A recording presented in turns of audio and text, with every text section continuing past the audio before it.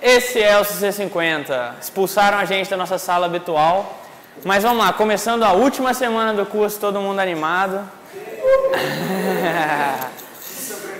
Os sobreviventes aqui no final do curso. Mas só para vocês saberem, a taxa de evasão do curso do CC50 é muito parecida com a taxa de evasão do CS50 original também, porque o pessoal lá de Harvard também não aguenta, tá bom? Então, não pensem que é só aqui que isso acontece, não. Hoje, a gente vai começar com aquele vídeo, lembra que eu falei dos guerreiros da internet? Que a gente já mostrou aqui um pouquinho do trailer. Então a gente vai começar vendo esse vídeo para de fato entender como é que funciona a internet.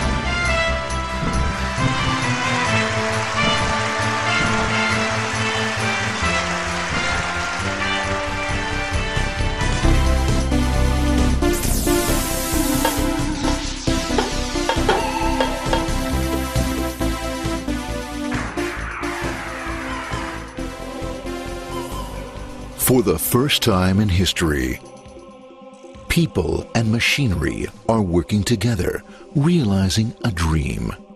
A uniting force that knows no geographical boundaries without regard to race, creed, or color. A new era where communication truly brings people together. This is the dawn of the net. Want to know how it works? Click here to begin your journey into the net. Now, exactly what happened when you clicked on that link? You started a flow of information. This information travels down into your own personal mailroom, where Mr. IP packages it, labels it, and sends it on its way. Each packet is limited in its size. The mailroom must decide how to divide the information and how to package it. Now, the package needs a label containing important information, such as sender's address, receiver's address, and the type of packet it is.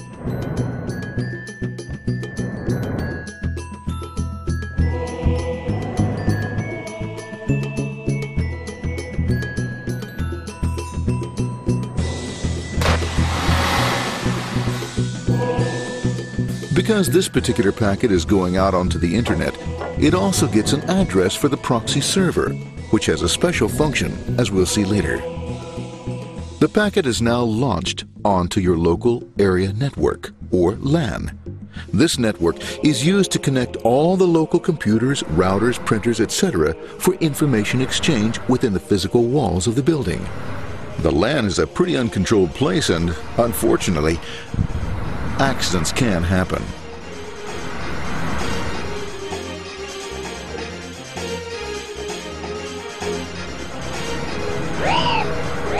The highway of the LAN is packed with all types of information.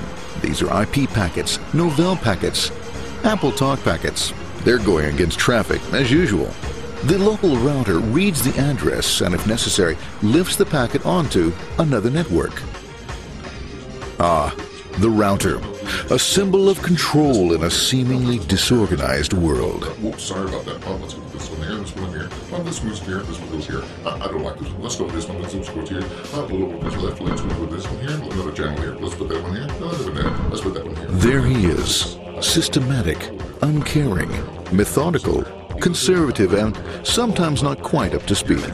Sorry. But at least he is exact, for the most part. That one was there. That was there. That was there. And this one was there. Well, another one was there. That was there. He's behind. That was there. That was there.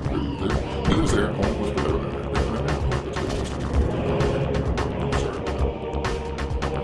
As the packets leave the router, they make their way into the corporate intranet and head for the router switch.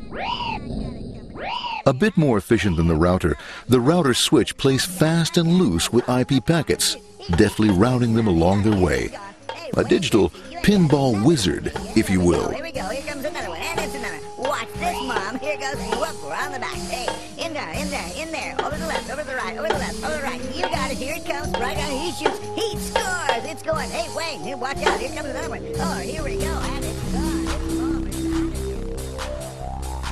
gone. As packets arrive at their destination, they're picked up by the network interface, ready to be sent to the next level. In this case, the proxy. The proxy is used by many companies as sort of a middleman in order to lessen the load on their internet connection, and for security reasons as well. As you can see, the packets are all of various sizes, depending upon their content.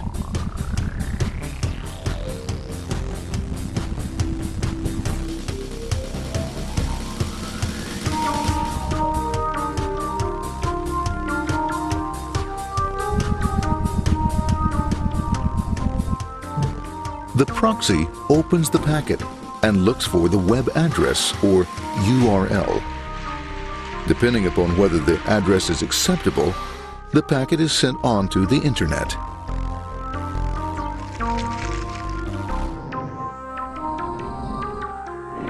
There are, however, some addresses which do not meet with the approval of the proxy, that is to say, corporate or management guidelines. These are summarily dealt with. We'll have none of that. For those who make it, it's on the road again.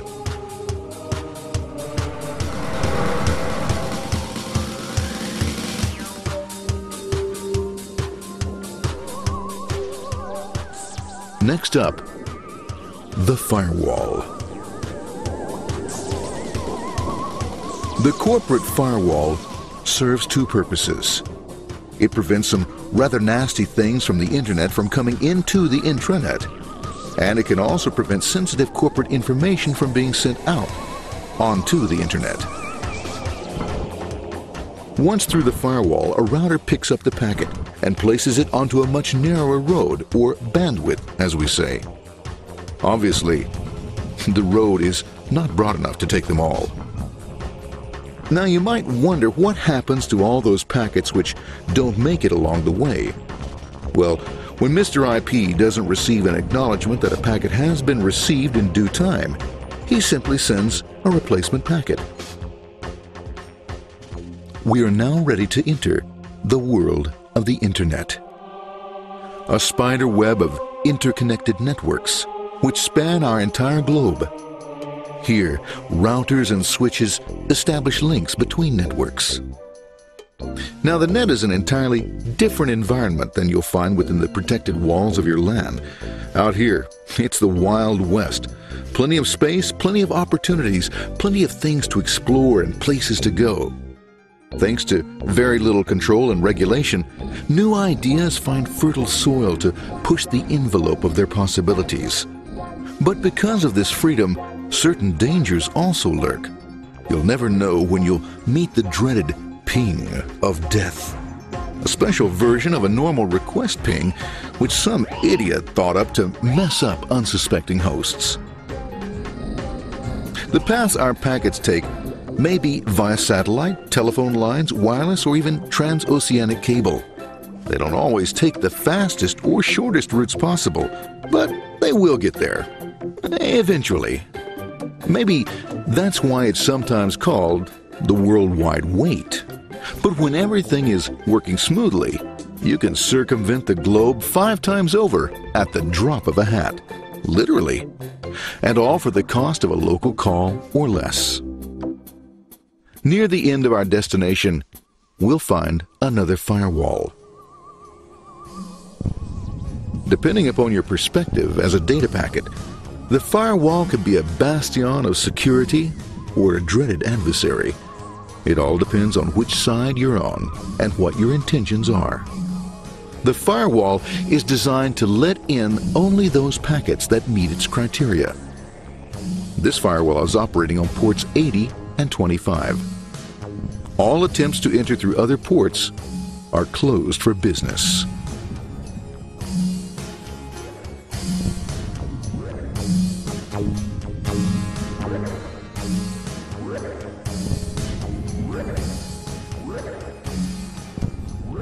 Port 25 is used for mail packets, while port 80 is the entrance for packets from the internet to the web server. Inside the firewall, packets are screened more thoroughly.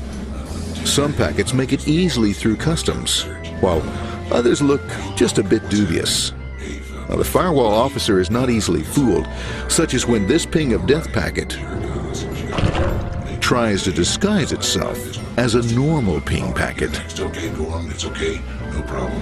Have a nice day, be out of here, bye. For those packets lucky enough to make it this far, the journey is almost over. It's just a lineup on the interface to be taken up into the web server. Nowadays, a web server can run on many things, from a mainframe to a webcam to the computer on your desk. Or why not your refrigerator? With a proper setup, you can find out if you have the makings for chicken cacciatore or if you have to go shopping. Remember, this is the dawn of the net. Almost anything's possible. One by one, the packets are received, opened, and unpacked. The information they contain, that is, your request for information, is sent on to the web server application.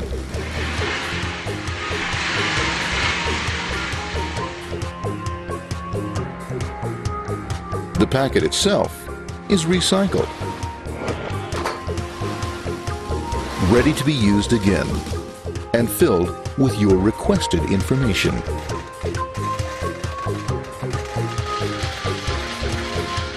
Addressed and sent out on its way back to you. Back past the firewall, routers, and on through to the internet.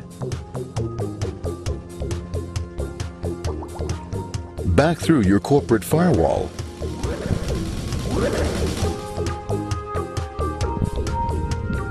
And onto your interface. Ready to supply your web browser with the information you requested. That is, this film.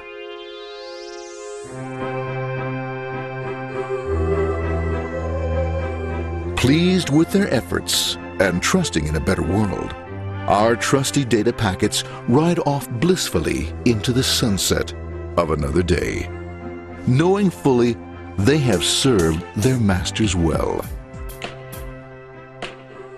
Now, isn't that a happy ending?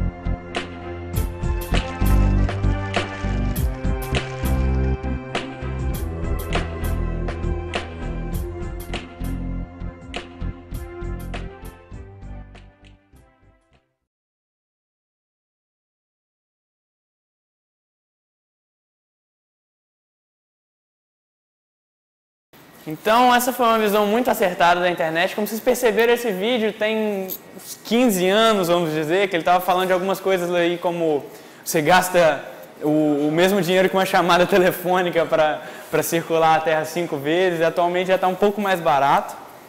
E tem mais algumas outras coisas, vocês viram a tela que ele entra no site lá, era bem tela de web 1.0 mesmo.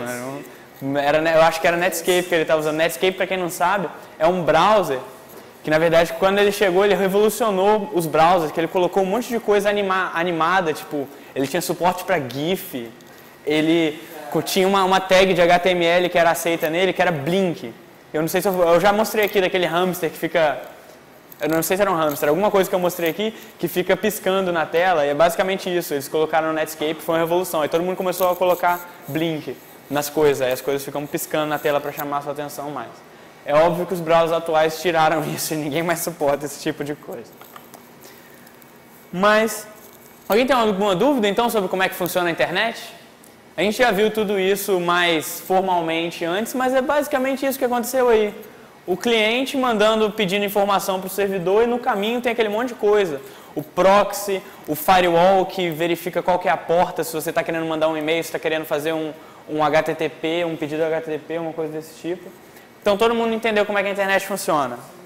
Só tem algumas dúvidas quanto ao proxy. O proxy, ele, como estava escrito aí, ele é mais comumente usado para você bloquear tipos de URL que contém certas palavras, alguma coisa assim. Então, ele é bem utilizado para você colocar na sua empresa e meio que olhar todos os pacotes que estão saindo da sua empresa e não deixar nenhum pacote sair que tem na URL de pedido dele algumas certas palavras que a empresa não quer que os empregados acessem. Você tem, quando você entra no roteador lá, você tem algumas configurações que você pode setar, depende de que tipo de rede que você está usando na empresa também. Aqui na escola tem isso, que você entra e fala que você não está autorizado a entrar nesse tipo de conteúdo. Todo mundo sabe que o Facebook não deixa mais você entrar por HTTPS, ele não checa isso aqui na escola, então você consegue entrar. Quem não sabia, agora sabe. Então o HTTP do Facebook, o proxy daqui da escola, ele barra. Mas se você colocar HTTPS lá em cima, ele não barra não, ele deixa passar o pacote. É porque a informação encriptada, inclusive a URL. Então você não pode procurar pela palavra Facebook numa URL encriptada, né? Porque vai estar escrito lá e você não pode procurar Facebook nisso.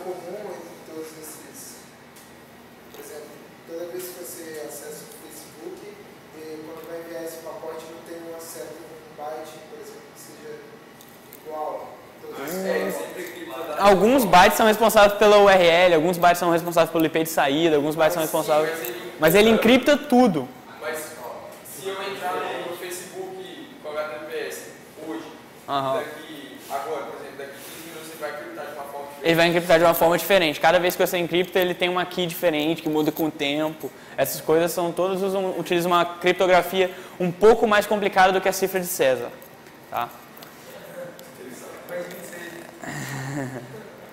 Então vamos falar um pouquinho de projeto final, né? Essa animação para a galera agora, que é nessa parte do curso que vocês vão poder colocar todas aquelas suas ideias que vocês tinham desde o começo. Pô, eu entrei nesse curso aqui só porque eu queria fazer um joguinho de um bichinho que pula, alguma coisa desse tipo.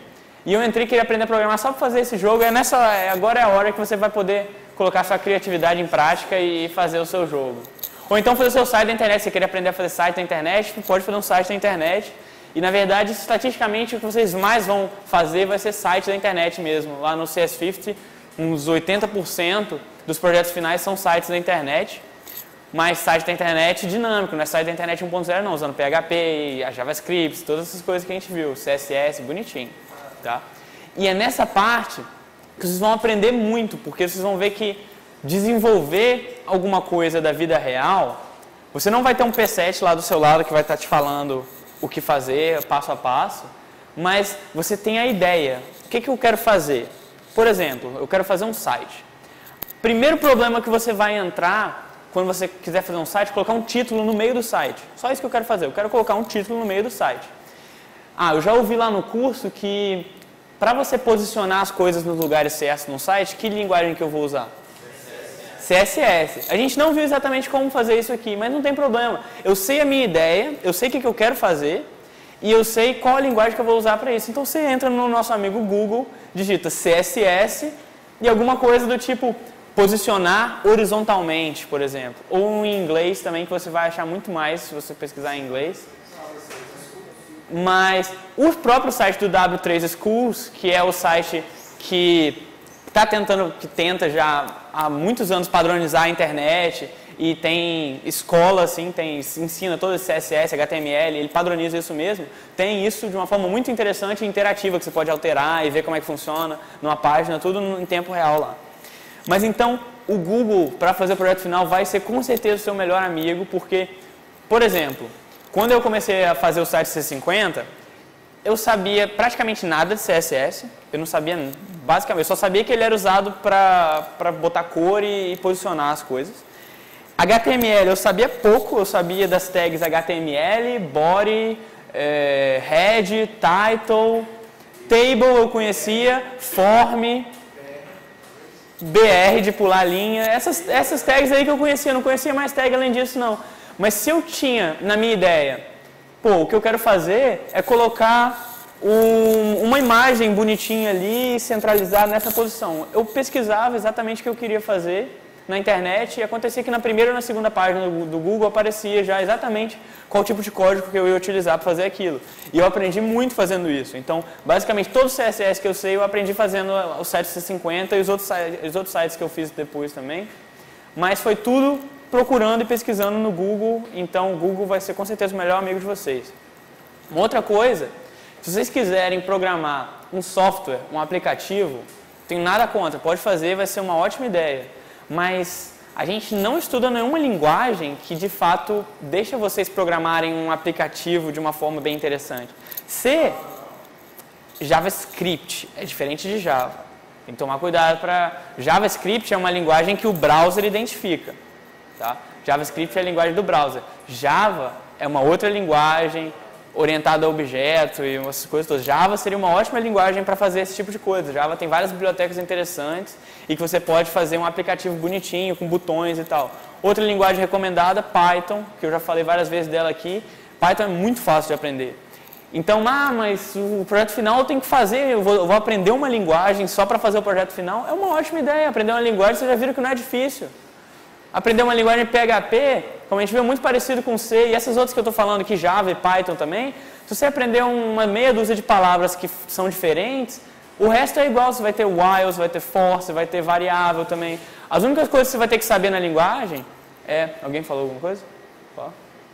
As únicas coisas que você vai ter que saber na linguagem é se você tem que declarar o tipo da variável. Normalmente nas linguagens de alto nível você não tem que declarar o tipo da variável. Como que você declara uma função, mas a partir do momento que você tem isso, é só fazer aquilo que a gente já sabe aqui. E sabe bem, depois de um curso desse, a gente aprendeu bem a programar, né? E se vocês quiserem me mandar e-mails pedindo, eu quero fazer isso assim, mais ou menos, qual linguagem seria melhor para utilizar? Pode mandar, tudo, tá? Uma coisa é que vai sair agora na quarta-feira, no site, uma tabelinha para cada um de vocês, para vocês colocarem lá só qual que é a sua ideia de projeto final. Quarta-feira isso vai estar disponível, não sei se quarta ou se sexta eu vou conseguir fazer isso estar disponível, mas essa semana vai estar disponível e vocês têm que colocar isso até a sexta da outra semana. O que vai ser o projeto final de vocês, para eu ter uma ideia do que vocês estão querendo fazer, se condiz, porque se você colocar, o que eu quero fazer é uma homepage falando sobre hamsters. Aí eu vou ter que pedir para você fazer um negócio um pouco mais elaborado. Mas, só para eu ter uma ideia do que vocês querem fazer, e se vocês me mandarem alguma coisa que eu entendo, assim, eu posso dar umas ideias, pesquisar alguma coisa e falar qual tipo de programação, qual tipo de algoritmo você pode utilizar para fazer isso da melhor forma possível. E depois dessa sexta-feira da semana que vem, que vocês tiverem mandado tudo isso para mim, qual que vai ser o projeto final de vocês, a ideia, vocês vão ter, então, mais 2 semanas para fazer o projeto final. Para os de vocês que já mandarem agora, nessa semana, o que vocês querem fazer, vocês vão ter 3 semanas para fazer o projeto final, né? Então, já era para estar pensando nisso desde o começo do curso. Eu acho que muitos de vocês já tiveram várias ideias sobre o que fazer. Se tem alguém que está completamente perdido e não tem ideia nenhuma, pode vir conversar comigo, pode vir conversar depois da aula, me mandar um e-mail, não tem ideia nenhuma. O Célio, o professor que cedeu aqui o laboratório de física para a gente, ele está com algumas ideias de site, de conversa entre alunos e professores de física. Não é um negócio muito complicado de implementar. É um site que usa banco de dados, usa PHP, essas coisas que a gente viu. E, mais ou menos, o que ele tem é uma ideia um pouco diferente. Tem outros professores também que o Célio estava me passando, que eles estão com algumas ideias que eles precisam de software. Então isso é legal, você fazer um projeto, você fazer uma coisa baseada num problema que alguém tem, num problema real, numa dificuldade real que alguma pessoa tem, ou que você mesmo tem, e você desenvolver baseado nisso. Isso é a coisa mais legal que tem. Então pode sentir à vontade para vir falar comigo para pegar ideias, ou para ir conversar com o Célio em pessoa para saber qual que é a ideia dele, coisas desse tipo. Tá? Então, projeto final, o fórum também podem utilizar o tempo todo, porque, como eu falei, vocês vão ter que aprender muito. O tempo todo que vocês estão fazendo, vocês vão ter que primeiro aprender como fazer aquilo para depois desenvolver. Mas essa é a parte legal, essa é a parte que vocês vão aprender e se divertir aí no projeto final. Tá? Uma pergunta, vai fazer projeto final no Scratch? Não.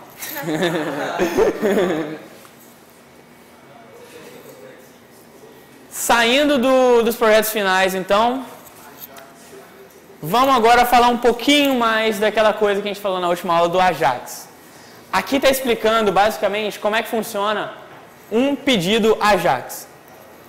Aqui é a interface de usuário, que é basicamente o seu computador, o seu browser, e você clica no botão. Ao clicar o botão é o evento. Evento no JavaScript é uma coisa que acontece. Pode ser clicar no botão, pode ser passar o mouse, pode ser apertar alguma tecla do teclado. Isso são todos eventos e o JavaScript fica escutando esses eventos lá para toda hora que acontece um evento que você falou para ele ficar escutando, ele vai fazer alguma coisa. Essa alguma coisa chama uma chamada JavaScript. Esses eventos são o que, na verdade? São simplesmente uma variável booleana que fica checando com o while? Basicamente isso. No fundo, por baixo dos panos, ele está fazendo isso. É uma variável booleana que ele fica checando no while e quando essa variável booleana for true, ele vai chamar uma função. E essa função é a função que você passa para ele. E é uma função JavaScript. Até agora, eu estou no cliente ou no servidor? No cliente. Tá? JavaScript acontece só no cliente. Então, mesmo que o Ajax vá até o servidor, o JavaScript nunca vai para o cliente. Tá? Tenha isso na cabeça. O JavaScript nunca vai para o cliente. O que vai acontecer? O que foi? O JavaScript não vai para o servidor. Ele nunca vai para o servidor. Falei cliente. Então, o JavaScript nunca vai para o servidor, ele sempre está no cliente. Desculpa. O que vai acontecer é que esse JavaScript vai acionar uma coisinha chamada XML HTTP Request. Isso era aquela variável esquisitinha que eu declarei na última aula, do XHRzinho, que era um objeto que tinha várias funções próprias daquele objeto. E o que isso vai acontecer é basicamente uma interação entre o JavaScript e o PHP. Essa variável é uma variável que você declara dentro do JavaScript e o que ela vai fazer no final das contas é chamar uma página em PHP. O que essa página em PHP vai fazer? Buscar o símbolo de uma ação, qual o valor dela, ou validar, verificar no banco de dados se já existe esse nome de usuário, alguma coisa desse tipo que essa página em PHP vai fazer. Ela costuma ser pequena porque ela não tem conteúdo nenhum. O que ela faz é, no final das contas, simplesmente dar print o valor que esse JavaScript quer receber no final das contas. Ou seja, se você pediu, através daquele XML HTTP request ali, o valor de uma ação, o que essa página PHP vai fazer é dar print no valor dessa ação, no final das contas de tudo. Vai procurar a ação, vai entrar no site do Yahoo, vai fazer aquelas coisas todas. No final das contas, quando ele pegar o valor da ação, vai dar print naquilo e pronto, acabou a página PHP. Mas isso, a gente pulou o HTTP request, que é basicamente o pacote HTTP sendo mandado para lá, que vai fazer aquele caminho todo do Guerreiros da Internet que a gente viu aqui. Aqui ainda no servidor, no cliente, então não tem esse caminho. O que é o caminho que ele está fazendo? Vai chegar no servidor, aquela coisa, vai procurar os dados no banco de dados, aquela coisa que a gente conhece com PHP, e depois vai devolver dados numa forma chamada XML, tá? Que é basicamente um printf, que eu falei que no final das contas vai dar printf no valor lá. Tem um jeito de você mandar isso, que é muito mais utilizado atualmente, com bibliotecas como jQuery, que eu já falei aqui, que se vocês forem usar Ajax, vocês vão usar jQuery, que é essa biblioteca que faz tudo ficar muito mais simples do que o que eu mostrei na semana passada. Essa biblioteca é só você chamar uma função que ela já faz tudo isso para você e pronto. E ele vai devolver isso, pode ser através de um protocolo chamado JSON, que esse protocolo é simplesmente um protocolo de um printf um pouquinho diferente, que manda de volta o valor da ação que você pediu, e depois isso vai ser transformado em HTML e CSS, que por fim vai ser visto pelo usuário. Tá? Alguém fala? Hã? Vai receber um HTML novo, um CSS novo, e vai alterar a página. Vai alterar a página. Mas uma das funções do Ajax é tipo, você digitar uma informação, por exemplo, aquela barrinha de procura do Google. E vai mudar os resultados, mas não vai recarregar a página toda hora. É, mas ele vai mudar o HTML da página. Quando você digita na barrinha do Google, antes o HTML estava de um jeito, porque não tinha o HTML daquelas URLs lá que você procurou. Não, é exatamente isso que o JavaScript faz, mudar HTML sem recarregar.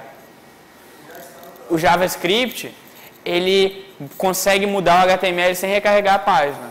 E é isso que a gente está falando aqui. Na verdade, o que você vê é só HTML e CSS. Se uma página mudou, você pode ter certeza que o HTML ou o CSS dela mudaram. Porque a única coisa que você vê numa página é o HTML e o CSS. O JavaScript, a única habilidade que ele tem é pegar o HTML e o CSS e mudar da forma que você quiser. Tá? Então, se você está vendo que está abrindo a aba do Google lá e chegando um monte de URL, está sendo adicionado HTML naquela página que não tinha antes. Antes só tinha o HTML da barrinha de pesquisa. Depois que está descendo os URLs, veio HTML de um monte de hiperlink lá, aquelas coisas todas. A vantagem que tem nesse processo do Ajax é que o processo vai ser dado no cliente, não no servidor. Não, o processo é dado nos dois. Então, tá vendo? Qual que é a vantagem dele? A vantagem do Ajax é que, normalmente, como é que funciona uma conversa com o servidor? Você aperta reload na página, ele manda um pacote HTTP normal, faz isso aqui no servidor, volta, não passa pelo JavaScript, essa parte aqui do JavaScript sai, é só isso que acontece. E é direto o browser com o servidor e o servidor com o browser. Só que aí, o único jeito que o servidor tem, que o browser tem de se comunicar com o servidor é quando você dá reload na sua página. E quando ele dá reload na sua página, ele não vai pedir só o HTML das coisas que você pesquisou no Google. Ele vai pedir o HTML do Google inteiro. Então vai devolver o HTML do Google inteiro. Esse JavaScript aqui, ele pede, não, o HTML da fotinha que aparece do Google ali em cima, eu já tenho. O HTML disso aqui eu já tenho. O que eu quero é só o HTML das pesquisas que o usuário está fazendo. Então me devolve isso e sem dar reload na página, sem você ver aquele negocinho, aquela ampulhetinha lá em cima, ele vai devolver. Ele faz isso pelo ID. O JavaScript, ele faz isso pelo ID com get element by ID, aquela coisa. Documento, ponto, get element by ID, ponto, inner HTML, é igual ao que você quiser. Dessa forma você consegue alterar o HTML das coisas. Mas o JavaScript também consegue alterar o HTML das coisas sem ir para o servidor, tá? O Ajax é só um JavaScript indo para o servidor. Mas o JavaScript, ele consegue, por exemplo, mudar o HTML de alguma coisa quando você apertar um botão, dessa mesma forma que eu falei aqui, com get element by ID, essas coisas todas. Só que se você já colocar lá dentro do código do JavaScript o que você quer que mude, ou alguma coisa assim. Igual a gente fez com aquela validação há 2 semanas atrás, ou 2 aulas atrás, não lembro. Tá. Alguém não entendeu como é que funciona o Ajax? Todo mundo entendeu a diferença entre JavaScript normal, Ajax e só PHP? Tá?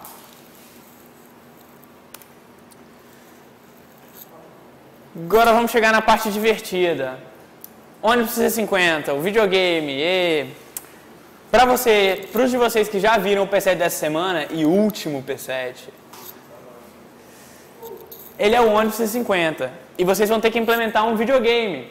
É legal que quando vocês implementaram o jogo do Scratch, por exemplo, eu acho que todo mundo aqui mostrou para os amigos ou para a família, todo mundo mostrou para alguém, porque todo mundo fica orgulhoso, assim, pô, implementei o joguinho, ficou legal, e quer mostrar para todo mundo, para mostrar que legal que você fez.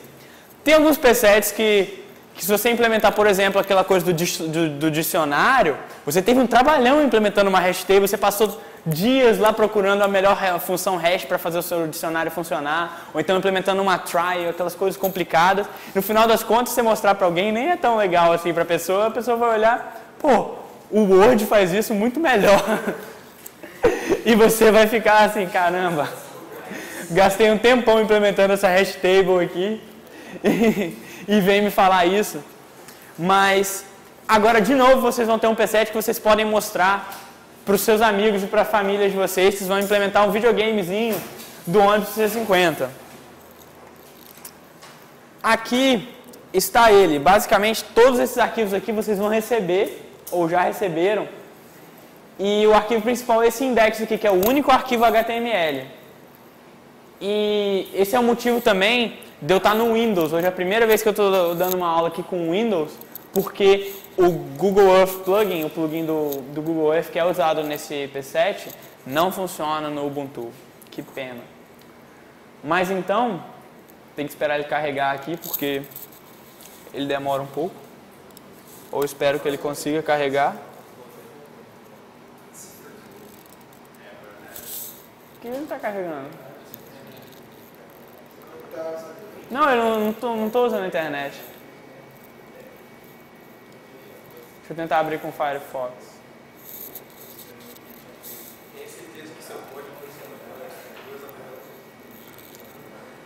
Já sei por quê. Já sei o que aconteceu, droga. Eu não tinha pensado nisso antes. O que aconteceu é que se você entrar aqui em index.html, tem uma parte aqui que coloca um monte de JavaScript na página, tá vendo? Todos esses JavaScripts aqui já estão dentro da pasta. Tá ali, ó. Mas acontece que tem um, que é esse aqui, que está me mandando para o site do Google. E que é basicamente o JavaScript do Google Earth. Acontece que alguém que entende muito bem de JavaScript implementou o Google Earth usando só JavaScript e Ajax. E aquela coisa toda do Google Earth que eles implementaram foi usada essa linguagem aí que a gente está conhecendo agora. E isso mora no servidor do Google. Eu coloquei essa source aqui do servidor do Google. Eu poderia ter baixado o arquivo, colocado aqui. Eu devia ter feito isso em casa, desculpa. Mas por que eu não fiz isso? Porque o arquivo é grande. Eu não queria passar para vocês, para todo mundo ter dentro do computador, o arquivo do Google Earth, porque ele já está morando no servidor do Google. O servidor do Google é melhor do que qualquer outro servidor que você vai pegar. E você vai baixar isso bem rápido. Então, não tem problema você colocar isso lá e gastar menos espaço no seu computador. Mas agora aqui na aula, como não tem internet, não vai dar para acessar então o joguinho. Mas muito bem, o jogo então se trata de um ônibus e você tem que pegar os passageiros. Você vai andando pela Universidade de Harvard e os passageiros, todos eles têm uma fotinho e todos eles são cientistas da computação de Harvard. Aqui, ó. São essas pessoas aqui. Todos muito normais, como vocês podem ver, e todo mundo vai estar lá no campus e todo mundo quer ir para a sua respectiva casa. Como todo mundo lá de Harvard mora na universidade, no campus, eles têm uma casa. Aí tem Matter House e várias outras casas, e tem disputa de casa, igual no Harry Potter. No final do ano eles ficam lá e contam ponto para Grifinória ou para Sonserina, é por aí. E todo mundo fica disputando quem é de qual casa e qual casa é melhor. Mas então aqui o joguinho que vocês vão implementar é um jogo que você é o motorista do ônibus e vai pegar cada um dos passageiros e ter que levar eles para as casas deles. Certo? Tem jeito de fazer o ônibus desaparecer? Aparecer? Tem jeito de fazer tudo. Tem jeito de fazer tudo. Tudo que você pensar, você pode programar. Qualquer coisa. Tem como. Você pode pegar uma fotinha 3D de um ônibus e colocar lá. Mas a gente, por simplicidade, fez um joguinho em primeira pessoa. Tá? Acontece que, vamos entrar no arquivo então. Qualquer coisa, quem não viu ainda o jogo, entra em casa para ver.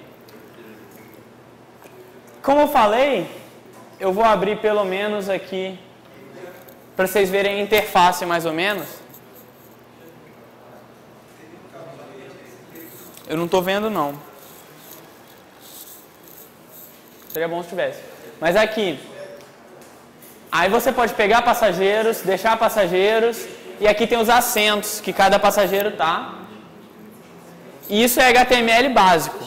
Quando você estiver fazendo o seu P7, você vai ter uma lista o seu projeto final, desculpa, você vai ter uma lista de coisas. Quando estiver fazendo o projeto final, você vai ter uma lista de coisas para você fazer. Ah, o site vai ter que ter isso, você vai ter que fazer um brainstorm assim com várias coisas. E muitas vezes é difícil você pensar, caramba, qual é a primeira que eu vou implementar dessas coisas? Resposta: implementa o layout da coisa. Então, mesmo que seja um monte de quadrado e fique feio no começo, no final das contas, você colocando as coisas nos seus lugares, vai começar a ficar bonito. Algumas coisas você bota formas arredondadas, fica mais bonitinho. Mas coloca o layout da coisa e vê, isso vai ficar aqui, isso vai ficar lá. E aqui foi exatamente o que eu fiz aqui, no ônibus C50. E aqui é HTML, implementado da forma mais bruta possível, com esse monte de acento aqui, né? Como vocês estão vendo. Esse P7 não tem PHP, ele não conversa com o servidor. Por isso que se vocês fizerem no Windows, pode abrir aqui direto pelo Google Chrome ou pelo browser preferido de vocês, que não tem PHP nenhum, então não tem servidor, não tem SQL. Só tem JavaScript, HTML e CSS, que são coisas que funcionam no próprio browser de vocês, certo? Mas a parte importante é isso aqui, ó, esses scripts. O primeiro script é o JavaScript do Google, que não está funcionando aqui, porque não tem internet, que implementa o Google Earth e o Google Maps, que os dois são usados nesse jogo aqui. O segundo script é math3d.js.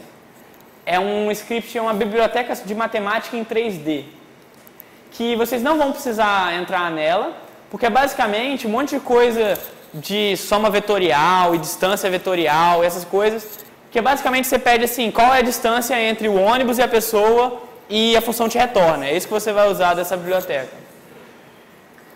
O próximo é buildings.js. Depois houses.js, que implementam cada uma das casas, para você saber onde é que fica a casa, onde é que fica cada um dos prédios da universidade. Depois implementa os passageiros, implementa o próprio ônibus e implementa o serviço, que é o serviço de ônibus, e é nesse service.js que a gente vai mexer mais do que todos os outros. Então vamos fazer um intervalo de 5 minutos para ver o que tem em cada um desses arquivos. Vamos aprender JavaScript então. Começando aqui, eu já falei a biblioteca do Math3D, a gente não vai entrar a fundo nela, é só para calcular distâncias em 3 dimensões. Buildings.js. Vamos entrar nesse arquivo então, ver o que tem dentro dele. Buildings.js fala sobre todas as buildings, que são as construções do campus. Aqui você está criando um var buildings é igual a abre um colchetes e só fecha esses colchetes lá no fundo.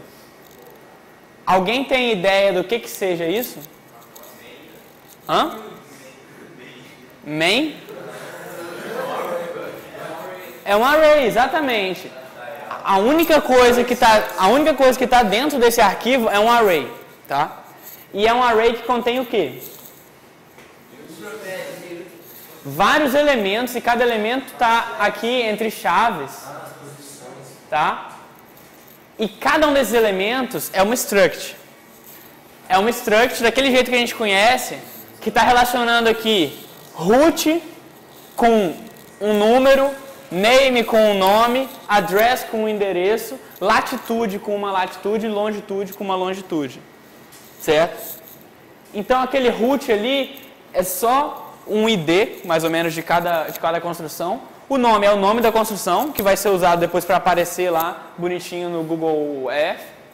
Depois tem o endereço, que mostra também o endereço. E esse aqui que é importante, a latitude e a longitude.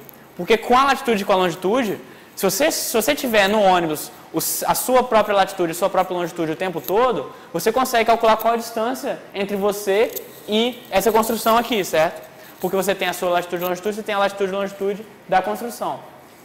E você vê aqui como é muito mais fácil criar um array de structs em JavaScript do que em C. Acontece que var aqui não faz distinção entre variável normal ou array. A única coisa que está falando que isso aqui é um array é esse colchete aqui, tá bom?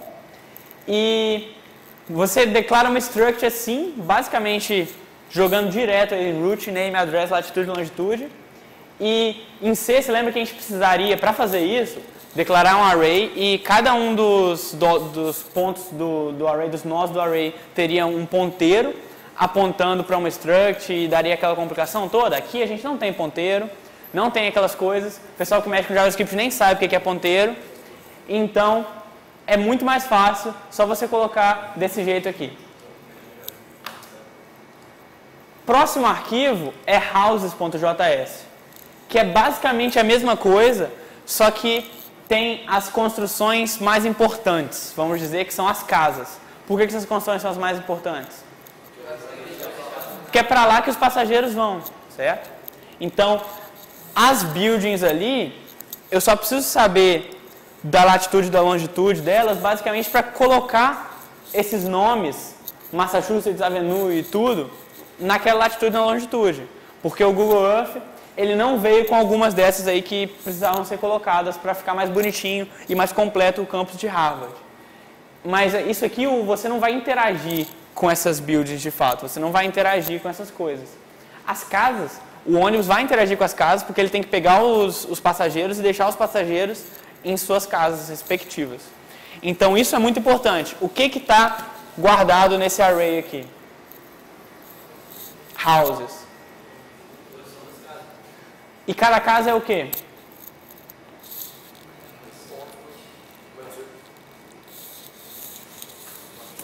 Cada casa não é uma struct. Isso aqui é legal, é uma coisa um pouco diferente. Esse array aqui, ele não é um array igual ao outro. Está vendo que esse array aqui está sendo declarado com um colchete e esse aqui está sendo declarado com uma chave? Qual a diferença entre array declarado com colchete e array declarado com chave? Array declarado com colchete é array que a gente conhece de C, que tem números, relaciona um número com um RAM, né, aquele Random Access Memory, que tem acesso aleatório, com um valor qualquer. Então, um número para alguma coisa, um número para alguma coisa. Um array declarado com uma chave é... Hã?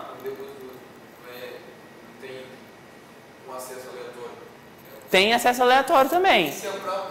Mas é a grande e famosa hash table. Tá?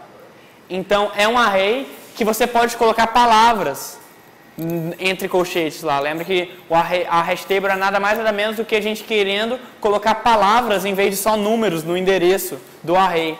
Para eu colocar lá Pedro e ele me devolver um valor. Então, aqui você está vendo quais são as palavras que estão indicando os endereços desse array houses. Adams House é uma palavra, Cabot House é outra palavra, Courier House. E quais são os valores que essas casas estão, que vão ser retornadas quando você entrar nesse array com o nome dessa casa? São esses valores aqui, ó. Acontece que isso aqui é um valor só. Você sempre tem um valor correspondendo com outro valor. É um array, então o array ele nunca vai fugir disso. É um valor correspondendo a outro valor. Mas o que impede de um valor meu ser uma struct ou uma hash table, também aqui, porque lat é uma palavra e lng de longitude também é uma palavra. Então você está relacionando uma palavra com valor, uma palavra com valor. Então é uma hash table isso aqui também. Então você está vendo várias hash tables umas dentro das outras. Se a gente fosse pensar nisso em C, imagina a complicação que isso ia ser. Cada hora que você criar uma hash table, você tem que botar aquele monte de ponteiro e tem uma linked list lá, que ele vai ter que iterar e procurar dentro da linked list. E cada uma dessas tem isso. Só que a partir do momento que você fala, não quero saber como essa hash table funciona, só me dá a hash table pronta para eu usar, você consegue implementar coisas desse estilo muito mais fácil. Vocês estão entendendo como é que isso aqui está funcionando? Ó, é uma hash table que relaciona uma palavra a um valor. Isso aqui é um valor. A gente não sabe o que é ainda, a gente vai chegar lá. Essa palavra é Adams House. Se eu pegar houses, Adams House, ele vai me devolver esse valor aqui. O que é o valor? É uma nova hash table que está correspondendo a palavra lat com um valor de latitude e a palavra lng com um valor de longitude. Tá? Por que eu poderia aqui ter usado um array simples e colocado que lat é o meu 0 e longe é o meu 1? Poderia ter feito isso? Então, um array simples que tem só dois valores dentro do array, o 0 e o 1. Poderia ter feito isso? Poderia. Poderia. Por que eu escolhi então fazer colocando nomes lat e longe aí? Para ficar mais legível para quem vier de fora e não saber o que esse código faz, eu poderia colocar aqui é 0, aqui é 1, aqui é 0, aqui é 1 e colocar uma tabela lá nos comentários falando, tá, aqui é todo lugar que for 0 você lê lat, todo lugar que for 1 você lê longe. Ia funcionar, beleza. Mas imagina quando eu fizer isso para houses, para buildings também, e para o outro array de passageiros eu também fazer a mesma coisa. O cara vai ficar o tempo todo entrando lá, o que é isso mesmo? Vai na tabela, procura. Colocar uma hash table que já vem pronta para você, você não tem trabalho nenhum em implementar ela, é muito mais fácil, então, e te ajuda muito mais nessa hora de estilo. Então, isso aí é um estilo bem melhor você colocar isso, mesmo que o programa fique mais lento. Porque uma hash table não é tão legal quanto um array normalzinho para você armazenar coisas. Fala. Se você colocou lat e longe, mas se nessa hash table ela tivesse os valores dessa string da hash table tivesse uma colisão entre os dois, um desses dois valores que você escolheu. Tem uma linked list. Vai ter uma linked list lá, vai colocar o lat e o longe, um atrás do outro. Mesmo jeito que se você implementou uma hash table no P76, funciona exatamente daquele jeito. Por exemplo, comparar, tem como você colocar no if, né? If, uma string igual, ela também usa linked list. Ela também vai levar em consideração isso ou só o valor da... Não, como assim? Não entendi a pergunta. Por exemplo, se cada string tem um valor, sim, eu posso comparar if, uma string igual a outra string. Mas aí você está comparando uma string com outra string, o JavaScript vai entender que você quer pensar se o primeiro caractere é igual ao primeiro caractere da outra, se o segundo for igual ao da outra. Você não tem acesso à função hash que está sendo utilizada por essa hash table aí, você não tem acesso a ela, tá? Você pode procurar na biblioteca do JavaScript lá qual que é a função hash que foi utilizada para implementar a linguagem JavaScript. Você vai achar qual que é a função hash que foi utilizada para implementar a linguagem. Você pode pegar essa função hash, passar ela numa string, passar ela na outra string e ver se colidiu. Mas você não tem acesso assim na linguagem à função hash que ela utilizou. De cara, tá? Essa parte de colisão, ela já foi completamente implementada para você não ter que pensar em ter colisão aí, tá? A parte de colisão, ela existe. Pode ser que lat e longe deem o mesmo hash no final das contas, mas você nem se importa com isso porque o JavaScript já toma conta disso tudo. Fala. Como eu faço então, por exemplo, eu estou no site, aí eu vou dar um input de um login de uma senha. Como eu vou fazer para usar uma hash table para fazer essa senha virar algo que pode ser imputado para o próprio usuário, para o próprio dono, sem ter acesso a essa senha? Como assim? Você pode, no site, não é mais JavaScript, é PHP, né? A gente está falando. Mas tá bom, a ideia é a mesma. Você vai passar isso por post para uma outra página que vai botar isso no banco de dados. Tá? Isso aí o P77 faz perfeito. Só que o P77 ele coloca a senha lá no banco de dados. Então o cara que é o dono do sistema pode entrar no banco de dados e ver as senhas de todo mundo. Então, aí eu quero fazer essa senha. Você, para fazer que ninguém consegue ver, é fácil. É só você, antes de mandar para o servidor com SQL, você manda a senha por post do mesmo jeito. Manda por post para register.php, por exemplo. Antes de entrar no insert do MySQL, você vai passar por uma função que criptografa aquilo lá. Mas que o próprio PHP já dá alguma função desse tipo? O próprio PHP tem função chamada MD5, por exemplo, ou SHA-256. É possível que você já tenha ouvido falar até dessas funções, que essas funções são bem utilizadas e bem famosas. MD5 hash. Então, o PHP já tem isso. Aí essa é one-way hash. Então, você só vai colocar e você nunca vai conseguir voltar com ela. Então, é aquela coisa, o mesmo estilo do crypt. Lembra lá do P7 do crypt, que você tinha que quebrar uma senha com brute force? O que ficava armazenado não era uma senha, era uma senha criptografada. E o que você tinha que fazer? Você tinha que tentar criptografar e checar os dois hashes, ver se os dois hashes estão a mesma coisa. Então é a mesma coisa que você vai fazer. Na hora que o usuário tentar logar, você vai criptografar com o MD5 ou SHA-256, o que você tiver usado na hora de registrar e checar se é a mesma string que deu no banco de dados lá. Alguma pergunta sobre isso ou sobre as structs e as hash tables aqui? Vale lembrar também que nesse caso não está fazendo muita distinção entre ser uma struct ou uma hash table. Você pode pensar que nisso aqui tanto como uma struct como uma hash table, tá?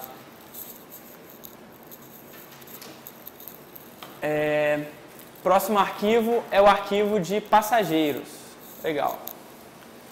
Passageiros é basicamente a mesma coisa. É um array, e esse array aqui é do tipo array normal, de colchete, então vai de 0 a um monte. E aqui a gente tem o usuário, o nome e a casa. Esse usuário só está aqui para conseguir identificar cada aluno ou cada passageiro com um ID único. O nome é para colocar um nome bonitinho e a casa é a casa que mora para saber para onde é que aquele usuário está indo, aquele passageiro está indo. Isso aqui, da mesma forma que as outras coisas, é uma hash table ou uma struct, como você quiser entender, e dentro de um array. Tá? Beleza? É assim. Falta shuttle. Esse é legal. Esse shuttle implementa basicamente o ônibus. Isso é uma coisa que a gente não viu nesse curso, mas que eu já falei algumas vezes, que é orientação a objeto. Programação orientada a objeto é quando você define um objeto que ele é bem real no seu sistema, no programa que você está querendo fazer. Por exemplo, eu quero programar um joguinho que tem um ônibus, que o personagem é um ônibus. Então eu vou criar o objeto ônibus. É um objeto bem real mesmo, é ônibus. Esse objeto ônibus, ele é formado por 4 objetos roda e um objeto corpo. E você define para cada um desses objetos atributos que cada objeto tem. Um ônibus, por exemplo, teria quantidade de passageiros, quantidade de coisas diferentes. E esses atributos, eles são mutáveis. Então, toda vez, a parte legal disso é que você tem um objeto e ele não é, ele é meio que um objeto imaginário, ele é um molde, ele é uma forma de ônibus. É uma forma de ônibus, mas ele não é o seu ônibus do seu jogo lá. Na hora que você vai entrar no jogo, você dá um new ônibus, ou ônibus object, alguma coisa assim, e ele vai criar um ônibus. Ele vai entrar na forma que você já fez antes de ônibus, vai fazer a massa, colocar o ônibus lá e tirar um ônibus pronto. Só que nessa forma, você pode escolher atributos. Você pode passar, eu quero um ônibus que seja de tal tamanho, eu quero um ônibus azul e que tenha 32 cadeiras para passageiros. Então isso que é legal. E se você for mudar depois, você já tem a forma pronta, com as funções prontas, com todos os atributos prontos. Se eu quiser agora um ônibus que tem o dobro do tamanho, é só eu falar ônibus antigo, delete, ônibus novo, novo ônibus, atributo número de passageiros o dobro, tamanho o dobro, mesma cor azul e assim vai. Tá? Esse arquivo implementa um ônibus. E aqui estão todas as funções que o ônibus pode querer ter. Aqui é a função básica ônibus, que é simplesmente tudo está encapsulado nela. A gente chama de função aqui, mas é basicamente, pode ser entendido como uma classe. Está escrito aqui function, mas pode ser entendido como uma classe. Classe é a mesma coisa que objeto, que é a mesma coisa que struct, mais ou menos, mas com essa ideia de forma, tá? Essa ideia de orientação a objeto. Isso pode ficar um pouquinho meio vago para vocês, mas orientação a objeto é uma coisa que só aprende usando. E as linguagens atuais elas estão muito voltadas para isso, por isso é importante falar um pouquinho disso também. Aí aqui vai ter, então todas as coisas que são importantes para a gente sobre um ônibus são a posição do ônibus, e aí escreve this.position, this quer dizer que é desse objeto que eu estou falando e não de outro. E o que é essa posição? Recorrentemente a gente está vendo isso aqui, guardar informações ou dados dentro de uma structzinha organizada, ou de uma hash tablezinha, como você quiser chamar, organizada desse jeito aqui, falando que a altitude é 2.0, heading, config.heading, config está declarado lá na frente, que a gente vai ver depois. Não, config é o atributo aqui, desculpa, é o atributo que você dá para ele. É aquela coisa que eu falei, que se eu quiser criar um ônibus novo, eu tenho que passar para ele atributos de quantos passageiros vão ter no ônibus, qual vai ser a cor do ônibus, qual a posição inicial. Então aqui você está passando através desse config. E o que essa variável config é? Ela é um inteiro, um booleano, um char, o que ela é? É uma struct. E você consegue ver por aqui que como você está entrando em config.heading, é bem provável que essa struct tenha um atributo chamado heading, essa struct tem um atributo chamado latitude, tem um atributo chamado longitude, certo? Então essa struct ela é uma struct bem definida antes e você tem que passar para criar um novo shuttle ou ônibus. Aqui tem os estados, que é se ele está indo para frente, para trás, para o lado, para o outro, todas essas coisas. Até o planeta que ele está colocando aqui, porque se você quiser depois, algum dia, implementar um ônibus C50 em Marte, porque já existe o Google Earth em Marte, né? O Google Earth na Lua. Então... Google Moon, que seja. Google Mars. Então, para você mudar, você já tem o programa todo funcionando. Então, para você mudar, só na hora de passar esse config aqui, você entrar logo antes e falar config.planet é igual a Mars. E o seu programa todo vai agora funcionar em Marte. Legal. Aí aqui são as coordenadas iniciais. Então todas as coisas estão aqui interessantes de um ônibus. Tá? Aqui é a classe, o objeto ônibus e todas as partes pertinentes do ônibus que estão sendo declaradas aí e são baseadas nessa configuração. Tem algumas que não são baseadas nessa configuração, como por exemplo a altitude. Ele não quer saber se o usuário quer que o ônibus comece a voar voando ou não. Ele quer que todos os ônibus comecem com altitude igual a 0. Então você pode deixar para o programador, na hora de declarar essa forma, eu quero que essa parte seja fixa sempre para todos os ônibus, mas as outras podem ser mudadas através dos atributos. Alguma pergunta sobre essa classe ou objeto? Essa configuração, ele vai botar isso como um default ou vai deixar isso livre e vai executar? Ele vai deixar isso livre ou botar um valor nulo aí, mas tem como você especificar valores default também. Isso é legal, você tem como especificar. Se o usuário me passar alguma coisa, coloca alguma coisa. Se o usuário não me passar nada, coloca um valor default que já está pré-estabelecido. Aqui você tem, por exemplo, vários valores que já estão defaults aqui, você não tem como mudar. É tudo falso porque o estado é para onde que o ônibus está se movendo. Então o ônibus ele começa se movendo para lugar nenhum. Mas isso aqui pode ser mudado depois e vai ser mudado. Alguém tem alguma ideia, então, de como, depois que eu criar um ônibus, eu mudo o estado dele, por exemplo, andando para frente? Dá uma olhada nessa variável aqui. Como que eu faço? Eu estou dentro do meu código de JavaScript, eu quero pegar o estado do ônibus e mudar para andando para frente. O nome do meu objeto ônibus que eu criei chama ônibus. Como é que eu faço? Hã? Mas como que eu mudo esse aqui para true? Hã? Isso é uma struct. É uma struct que contém vários tipos de estados. Como é que eu mudo o estado?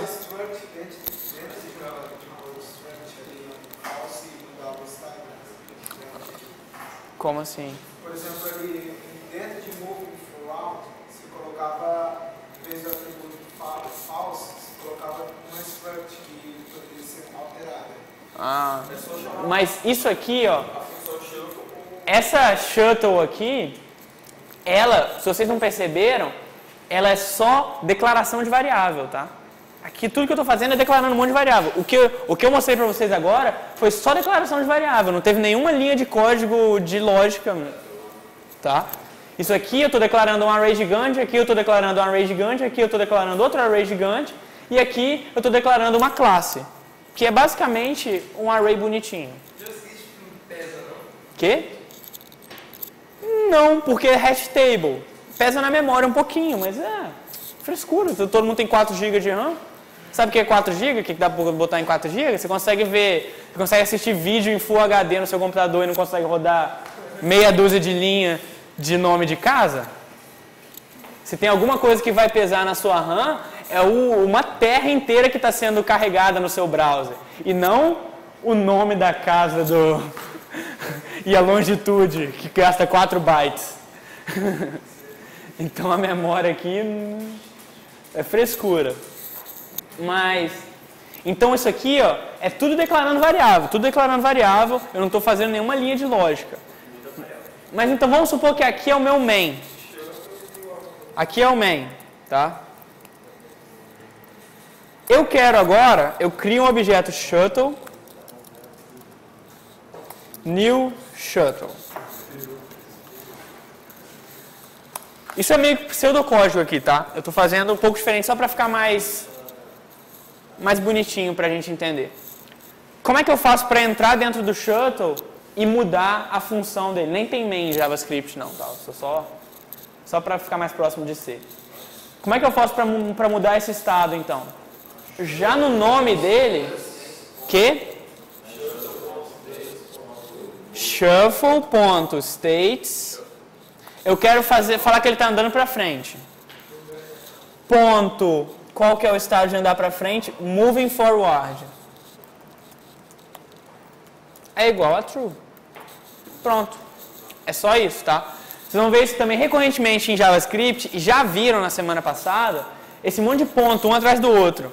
Porque é exatamente assim que você acessa aquela coisa de uma árvore. Lembra que a gente viu que o primeiro nó da árvore vai descendo nessa árvore até chegar na parte que você quer? Você abarra a constante do diretório. Exatamente. E aqui a gente vê ó, que tem uma hash table e dentro tem uma outra hash table. Como é que você faz então para entrar dentro da primeira e depois da segunda? É usar um ponto, Adams House, e depois o ponto latitude ou ponto longitude para você achar qual que você quer. Tá? Então você vai sempre usar o ponto para ir descendo mais fundo até você chegar num único valor.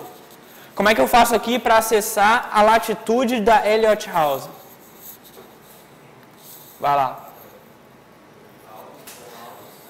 Elliott latitude, vamos lá. Esse é JavaScript agora. Variável Elliott latitude é igual a, fala. Houses, ponto. Houses.Elliott House. Esse aqui no caso não é ponto porque eu coloquei assim.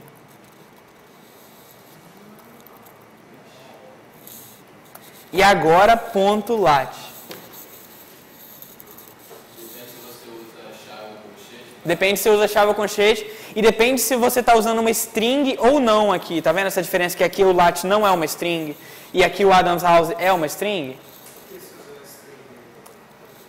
Porque isso é uma hash table de fato, porque eu estou colocando um valor para outro valor. O lat e o longe são dois valores diferentes. E na verdade eu poderia ter usado uma string também. Quando você se move, você não tem que atualizar os dois, latitude e longitude?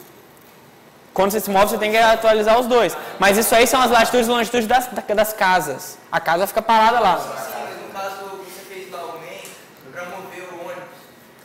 Sim. Aí no caso, você não teria que passar um outro documento para ele? Você coloca moving.states.moveForward é igual a true. Aí você vai ver depois que além das declarações básicas do ônibus, da forma ônibus, você tem várias funções desse ônibus aqui.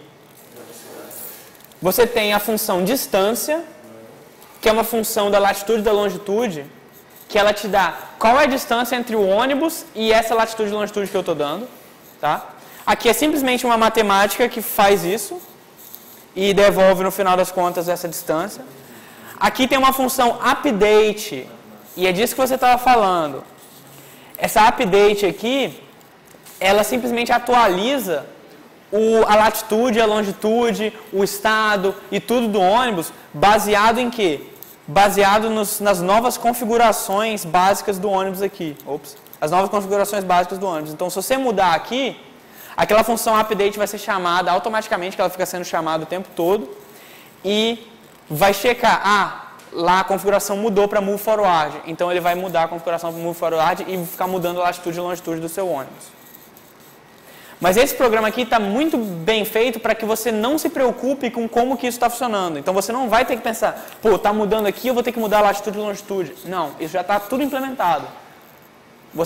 Sempre que você quiser fazer alguma coisa, tipo andar com ônibus, parar com ônibus, aparecer um aviso, você vai ter que fazer basicamente uma linha de código para isso. Porque todas as coisas de mudar a latitude, mudar a longitude, já estão tudo implementadas por baixo dos panos nessas funções aqui. Ó. Aqui essa função update position. Tá vendo? Aí ela pega várias coisas com vetor e aquelas coisas da biblioteca de matemática e tem vários ifs aqui também perguntando sobre o estado e muda o estado baseado na qual é a velocidade que você está e todas essas coisas já faz isso tudo para você. Então aqui está tudo que um ônibus pode precisar. Alguém tem alguma dúvida sobre isso aqui? Tá? O P7 ensina como é que usa algumas dessas funções e tudo. E falta ver aqui, então, só esse arquivo, service.js, que é o arquivo onde o trabalho de vocês vai ficar nesse P7. Vocês não vão ter que mexer em builds, não vão ter que mexer em house, não vão ter que mexer aqui, porque isso aqui é só declaração de variável. Só declaração de variável, não tem lógica. O que vocês vão ter que fazer é a lógica. Declaração de variável já está pronta. E aqui é a lógica. Mostra o passengers. Passengers. Onde que mostra a posição deles a posição dele esperando o ônibus? Não mostra, é aleatório. Vai ser colocado por service.js depois. Primeiro, ele ainda está declarando algumas coisas de qual vai ser a latitude inicial, a longitude inicial, essas coisas, qual vai ser a velocidade do ônibus e tudo. Aí depois tem umas funções. Drop-off, a única coisa que ela faz é alertar to do, ela ainda não está pronta, então você vai ter que implementar. Esse negócio de failure aqui é só para se der algum erro no Google Earth, ele aparece uma janelinha para te falar que deu erro. Aí tem várias funções aqui que são para atualizar a Terra e deixar a Terra em funcionamento, o Google Earth. E aqui essa função initcb.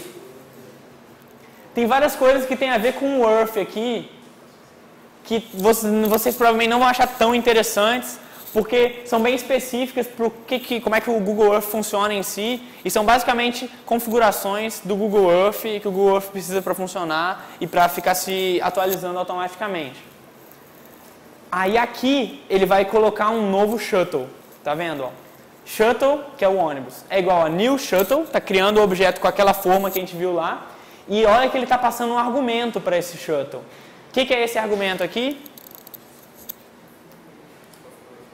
É o config.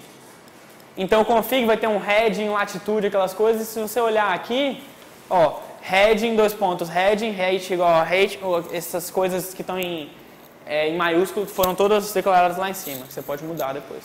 Latitude igual a latitude, longitude, longitude, tá? Eu poderia tirar isso aqui tudo, ter colocado tudo lá em shuttle.js, já que é tudo constante, eu poderia ter colocado tudo lá dentro de shuttle.js direto aqui, tudo constante. Por que eu não fiz assim? Posso querer mudar depois. E na verdade, programação tem aqueles fatores que são importantes. Um é se o seu código funciona. Agora, dois é se é fácil você adaptar o seu código. Dois é se é fácil você passar o seu código para outras pessoas trabalharem em cima dele e construírem coisas acima dele. Você fazer um código que ninguém pode pegar depois e melhorar ou pegar e construir coisas com ele é praticamente a mesma coisa que você não fazer nada. Porque você vê como que um código tipo o do Google Earth foi feito. Ele não foi feito assim, um cara chegou, vou fazer e fez, do zero. Não. Já ouviram aquela expressão se apoiar no ombro de gigantes? Isso tem em programação o tempo todo.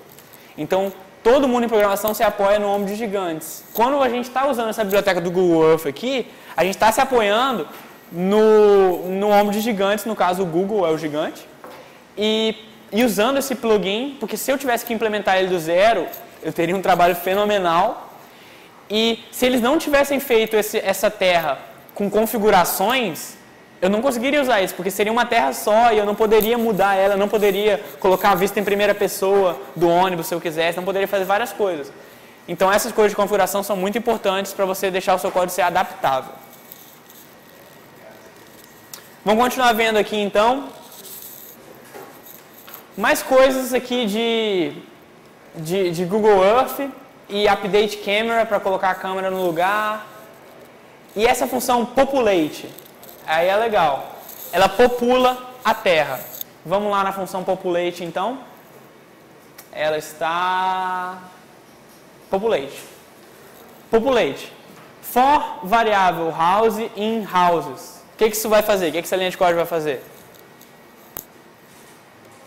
Vai colocar as variáveis de house. É aquela coisa que em PHP chamava for each... Exatamente. Houses as house.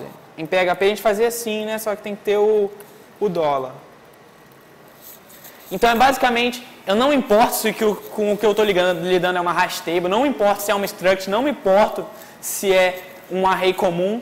Eu só quero que você itere através de todos os elementos dele e me devolva todos eles. Tá? E isso é bem interessante de fazer porque muitas vezes, quantas vezes vocês já não fizeram em C um for int i é igual a 0, enquanto o i for menor do que o número total, i mais. Quantas vezes vocês não fizeram isso para iterar ao longo de um array? Já fizeram isso muitas vezes e tem que se preocupar em qual o tamanho máximo do array, eu não posso passar daqui senão vai dar segmentation fault. Aqui não, é só você falar variável house é uma casa só e isso está dentro do array houses. Aí depois ele vai colocar um novo marcador. Marcador é um daqueles marcadores mesmo que ele coloca no Google Maps. Aí vai colocar um marcador na posição aqui que ele está colocando e tudo. Aí depois, essa parte aqui, ele pega uma URL. Isso aqui, essa linha de código é só para pegar qual é a URL da página que você está agora. Só isso. Então ele pega qual é a sua URL atual. E depois ele vai usar isso na hora de pegar as imagens dos passageiros. Para ele entrar aqui em Passengers e pegar cada uma imagem, relacionar cada imagem com cada pessoa. Aqui em Passengers não tem o arquivo da foto, então ele tem que fazer isso manualmente. Aí então aqui ele vai criar essa URL, aí vai criar uma nova building, colocar um novo marcador para cada passageiro aqui. E cada passageiro vai ganhar um arquivo. E esse arquivo está sendo colocado aqui. Se vocês passarem em casa com mais calma, pode parecer à primeira vista um monte de grego, mas se você olhar, não é grego, é inglês. E é inglês simples e puro, tá? Tá tudo aí escrito em inglês e é claro, são as palavras em inglês. Se você ler e entender o inglês, você entendeu o que aquela linha faz. Placemark é igual a earth.createPlacemark. Placemark é marcador. Earth é a terra. Create é criar. Então essa linha está criando um marcador na terra. Só isso que isso está fazendo. Aqui está iterando então ao longo de todos os passageiros, achando uma posição randômica para eles, colocando todos os passageiros no lugar. Aí ele coloca um para o Google Maps e um para o Google Earth, porque tem o Google Earth e o Google Maps lá do lado, tem que colocar marcador para os dois. Aí aqui tem várias outras funções. View Change, tem muitas delas que são relacionadas ao Google Earth, tipo essas pequenininhas, ou ao Google Maps. Essa Unload também aqui, por exemplo. Ela tira a Earth de quando você vai fechar a janela, por exemplo. Fala. Aonde que diz que você determina que você quer um mapa antes da Universidade de Harvard? Aonde que diz que determina... A Universidade de Harvard tem uma latitude e uma longitude, não tem? Tá? Mas vai ser, tipo assim, se eu mudar para a latitude e longitude do Brasil... Não, tem um mapa inteiro, você vai conseguir andar até onde você quiser lá. Você pode ir andando com ônibus até o Brasil. Sim, mas ele vai gerar uma aqui, ó. coordenada no plano sendo aleatoriamente para marcar o curso. Aqui eu estou fazendo ali, ó. Aí você aperta para frente, você está no Brasil. Se aperta para frente, você está na Jamaica. Se aperta para o lado, você está na China. Tá? Se quiser, você faz isso. Mas o que você estava falando? Ele vai gerar uma coordenada no plano aleatoriamente. Deve ser aleatoriamente. Não. Para a posição do ônibus, não. Não, do ônibus não. Dos passageiros. Passageiros, onde eles vão aparecer. Aham. E essa coordenada, ela pode aparecer. Ele tem que verificar se a coordenada vai estar ou não dentro da chave. Eu não consigo determinar, num plano cartesiano, um raio, um círculo, com mais ou menos latitude e mais ou menos longitude. Então eu falo, me dá uma latitude entre S e S, me dá uma longitude entre S e S. Círculo. Então você tem que pegar um círculo. Tem um raio da Universidade de Harvard, ele coloca eles lá. Aqui, se você procurar na função populate, você vai provavelmente achar a parte que ele coloca os marcadores aqui, a parte que ele acha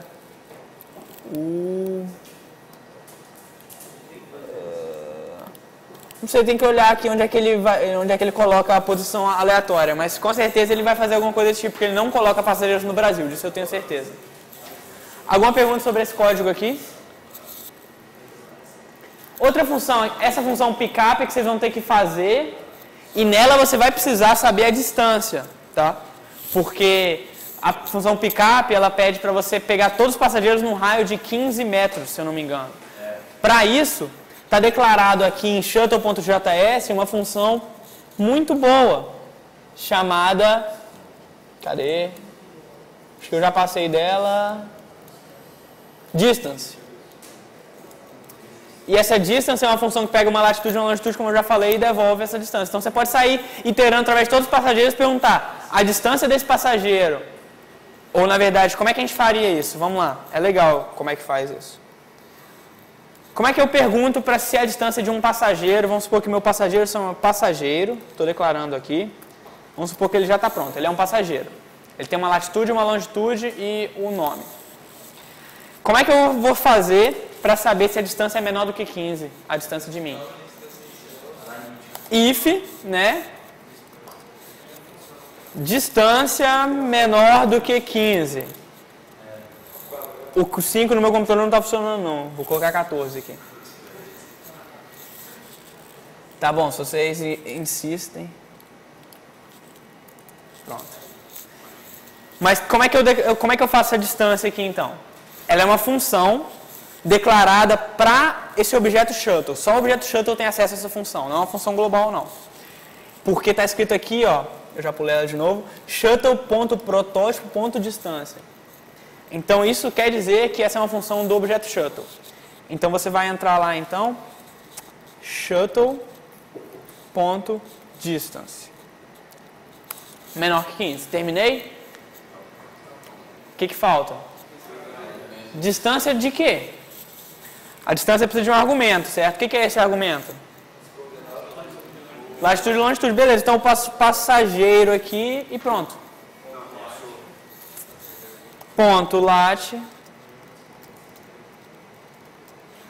LNG, né? É isso? Você poderia, se esse passageiro fosse uma classe com latitude e com longitude, você poderia só passar passageiro. Se ele fosse uma classe que as únicas coisas dentro dele fossem latitude e longitude, disposta dessa forma assim, sem ser uma hash table, porque ele está pedindo separado por vírgula. Se fosse um array normal, poderia. Sim. Também é chamado de tuple, isso que você falou aí. Um array de um número certo de coisas, tipo latitude e longitude, é uma tuple. Mas mesmo que não fosse, no caso aí, além de latitude e longitude, ter um nome de passageiro.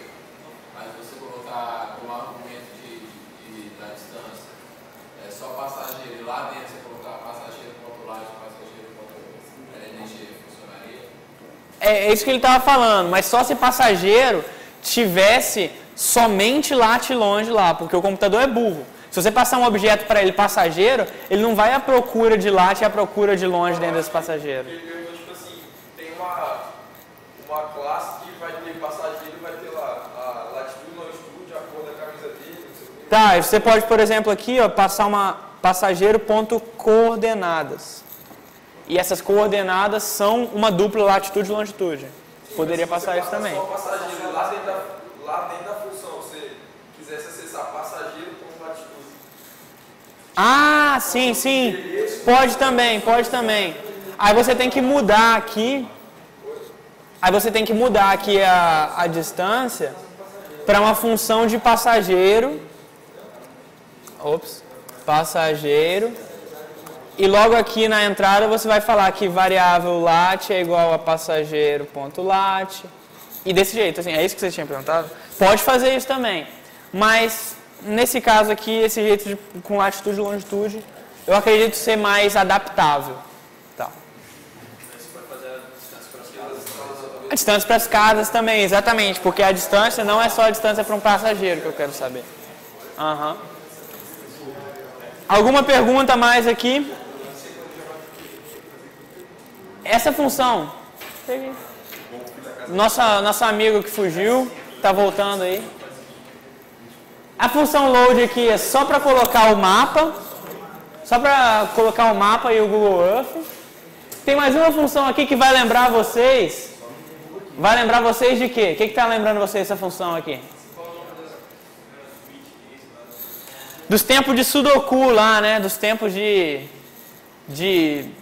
Game of 15, que a gente tinha que implementar para ficar esperando por uma tecla o tempo todo com um switch. Se aquela tecla for isso, ou for aquilo, é um switch gigante com um monte de tecla, um monte de possibilidade de tecla. E é basicamente isso que isso faz, só que não usa um switch, usa if e else if, que é a mesma coisa, que a gente já viu, né, que switch if e else if é a mesma coisa. Então ele recebe um evento e um estado, certo? Estado é o estado do ônibus. Porque às vezes você mandar ele ir para frente, se o estado dele já estiver indo para frente, ele não vai ter que fazer nada. Então ele precisa receber o estado também, essa função. E o evento é ir para a esquerda, ir para direita, apertar o botão para a esquerda, apertar o botão para a direita, coisas desse tipo. Na hora que a gente implementar os dados, a gente pode alterar essas funções aí, né? Vocês podem adicionar aqui mais um else if, mas esses que a gente já colocou para andar básicos, deixa eles do jeito que estão. Aqui é bem simples como é que isso funciona. Ele pega o evento, acontece que cada evento é uma classe ou uma struct que tem um key code, que é o código ASCII, que a gente conhece, né, do teclado. E se esse key code for igual a 40, que se você entrar na tabela ASCII, 40 é apertar para baixo, seta para baixo, ele vai mandar o ônibus olhar mais para baixo, assim. Só isso. Se vocês quiserem, então, adicionar alguma coisa, que no final das contas vocês vão ter que, para esse P7, adicionar algum add-on diferente, que pode ser coisas simples como... Quais são as coisas simples que tinha lá? Eu nem lembro. Fazer um contador de tempo, pegar uma quantidade de pessoas certa e ganhar o jogo. Ou então implementar coisas mais complicadas, como fazer um sistema de posto de gasolina, que acaba, à medida que você vai andando com o ônibus, a gasolina vai acabando e você tem que reabastecer em certos pontos. Fazer um sistema de voar. Quando você aperta um botão, o seu ônibus ganha o poder de voar. Então, para isso, você vai ter que alterar isso aqui e provavelmente dar Ctrl+C, Ctrl+V em um desses else ifs aqui. Alguma pergunta sobre essa função? E acabaram as funções. O P7 está difícil? Acabou, a gente já viu tudo que tem no P7 dessa semana. Todas as funções aqui já foram, só faltam as que vocês vão implementar. São só umas 3 ou 4? Vocês estão reclamando de quê? Fazer aqui na hora já, né, as funções? Não, eu podia ter trazido o gabarito já, mas eu pensei, não, senão eles vão ver. Tá bom. Então vamos lá até... Não dá pra ver aqui porque tá sem internet. Até quarta-feira que vai ter bolo.